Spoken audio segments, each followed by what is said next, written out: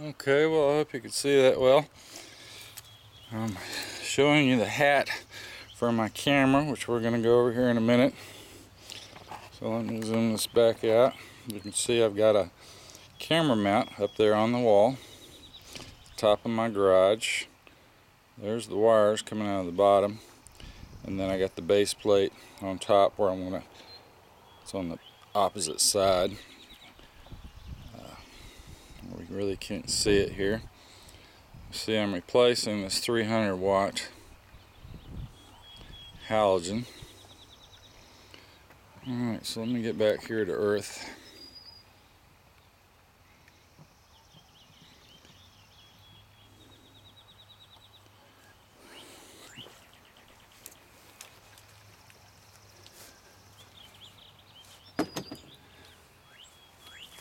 Excuse me, I gotta have my screen here. Hi, I'm David here in southern Missouri, and I'm doing some video for the Prepper Project fans today. We're going to talk about cameras, and what I was showing you there is the mount for this Mobotix camera. It's a German camera. It's high def, shoots 360 degrees at one time. So all it does is connect to a Cat5 cable, which you saw the cable coming out of the bottom, and that goes into your computer. And all it really takes to run it, there's no external power, just powered strictly off the Cat5. So there's no heater, there's no pan, tilt, zoom. The thing, it gives you a high def image 24/7 and records to an SD card that's built inside. So at any one time, if you want to look at a particular part of the picture, it's strictly a software thing. You're getting a full recording of the whole 360 degree image in high def all the time. It's recording to the interior card, the SD, and then it can also go, you've got an extra plug here where you can plug in a, you can put like a USB drive, and you can record to a USB drive directly from the camera, so there could be a drive right there. Or you can also operate doors. You could have a relay hooked to this, operate a door, or an access control directly from the camera. Everything's built right into the camera, so this is a great little unit. In fact, the camera does everything. All you do is program it with software. The software they give you is free. You program the camera does everything. It's all built, all the functionality is built right into this camera, but there's some unique things to it. First thing I was wanting to explain to you is the power is coming through your Cat5. So Cat5 is really not that difficult to wire up. It's just 8 wires, and you can do the pinouts yourself. It's not too difficult. I did mine. The thing about it is you have to have a hub, or a it's not really a router, it's more like a hub. And the hub is power over Ethernet, so it puts out voltage across the Ethernet to power your camera. So that's a typical thing. But depending on how many cameras you have hooked onto one Ethernet system, you might want to upgrade to, there's a megabyte hub and a gigabyte hub, which is a lot more money. But if you have more than a couple cameras, I've got 3, you might want to go up to a gigabyte hub, which will transfer all your video much faster on the system. But the unique thing about this camera that most cameras don't have, and I'll get up a little bit closer so you can see it, it has a speaker and a microphone built into the camera. So you actually have audio, and you can speak back from your computer back to the camera. So they have these for like a front door access control, which is in a different mounting box and so forth. But it sits up on the wall. If someone walks up to your door, for example, then you can talk back to the person, and then if you hit an access control button and you're actually looking at it in the browser, hit the button, it'll open a door, something like that. So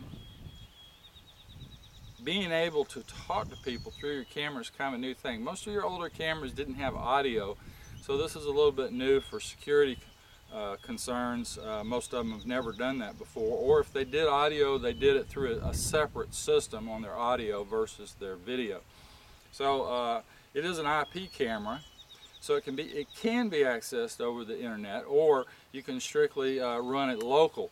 So you have a router, for example, hooked to your internet, and you're running internet on your computer through a router. You can connect the router to your Power over Ethernet hub, and then that goes out to your cameras.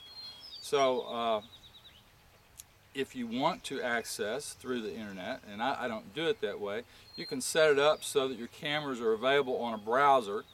And then depending on where you are, even if you're, let's talk about the smartphone idea, because I think that'll be the most interesting thing that most people want. On a smartphone, for example, if you walk up to the camera, it has motion detection that can be defined.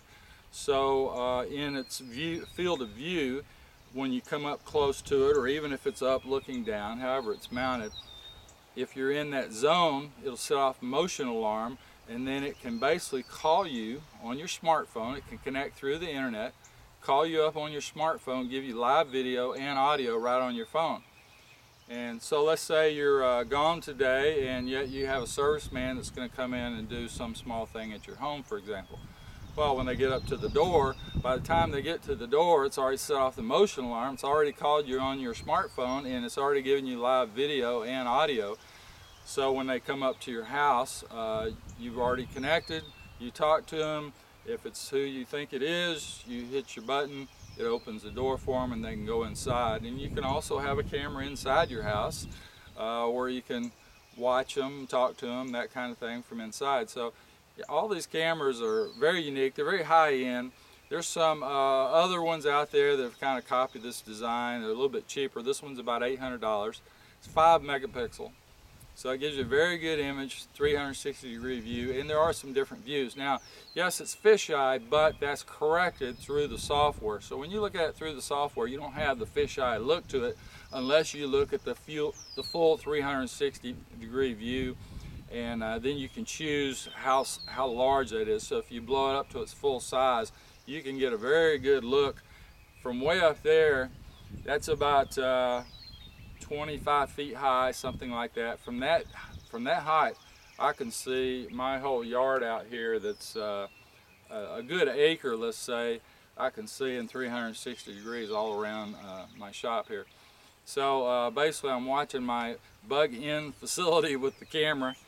Not really using it for other features so much, but the motion alarm is very handy. Now, that doesn't necessarily work at night when there's no light outside. However, it does have very good performance if you have some light, and it likes LED lights. So I'm installing some LED lights up here right on top of the camera. This is a LED. Here, I'll get a little closer. This is just a very inexpensive LED light that I got off of eBay. It comes out of China. I think all of them probably do. You can see it's got some nice cooling fins.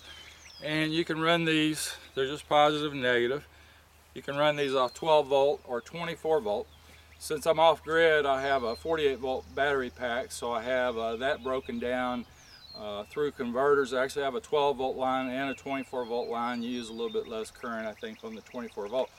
They say, I think this one's about, I believe they said 1600 lumens. I've got some others that are a little bit more powerful. 27 watts. So basically you can just run that through an on-off switch. At night you can switch your light on, and then you have different types that are, you have a spot and a flood. So if you want the wider beam, you get a flood design. They look the same, but they have slightly different beams on them. And then it throws out a really nice light at night. And then your camera works very good at night as well. So as little as power as this LED pulls, it's really not a problem for, I think, anybody's battery pack that they're going to have. They're running off grid. 27 watts is really nothing. So a lot of light for 27 watts. Later on we'll do some video on flashlights. You can get these off of eBay, of course. They come out of China. Very powerful light. They advertise this light as 1100 lumens. It's just got one little lithium battery in it. It's an awesome light to have in your pocket. And then we'll talk about the O light. This is a 2200 lumen, and that's what I was shining up there on the camera so you could see the hat. Basically, once you get your hat installed, you get your wiring sticking out through there, then you have this little piece here that slips in like that. Plug your wire in, and if you have your other pieces, you plug that in, and then you put 4 screws in here that holds that up. Now there are some options to this, and they have a, I thought I had it laying here, but I guess I already took it inside. They have a steel cover. If you want a vandal cover, basically is what they call it. It's a steel, stainless steel cover that can be put on here, or it can just have a plastic trim ring installed. So it depends on what you want. But those are very easy. It's easy for someone that has even your most basic wiring skills to run the Cat5 cable. And then you, on the inside, you just install a plug and do the same thing. You put 8 wires into a terminal, you stab them down, you put that in the wall, and then you plug your Cat5 in from there to your hub. And then, so it's very basic, it's not difficult. Anybody can do it. If I can do it, anybody can do it. You just have to get out and look at your book, figure out how things work sometimes. And it's nice to have a video. It really doesn't take much. I'm just going to climb up there with some couple little tools here and finish bolting that camera up and wiring up my LED. And that's it. And then maybe we'll do a video showing on the software side what the image actually looks like and that kind of thing, so you can see how that is. But this is a very handy camera, got a lot of features. If you go to Mobotix, it's Mobitx, Mobotix.com. It's a German-made camera.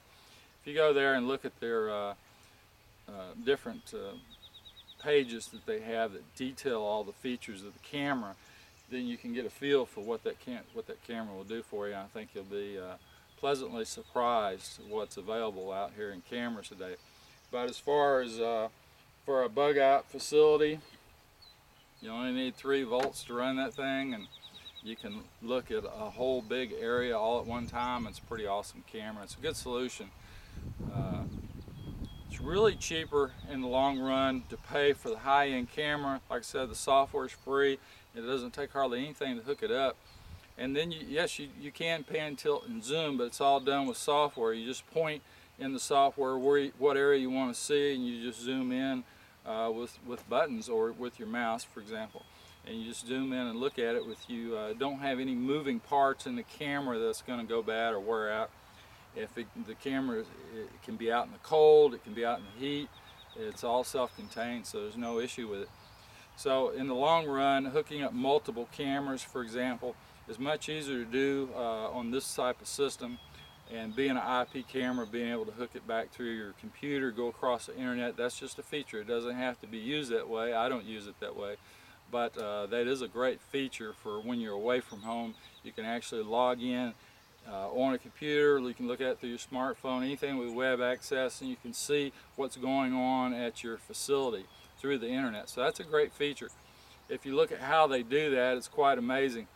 At any rate, so that's my video for today on cameras. We'll come back and do some more on this camera and how it looks like later. And I thank you for watching.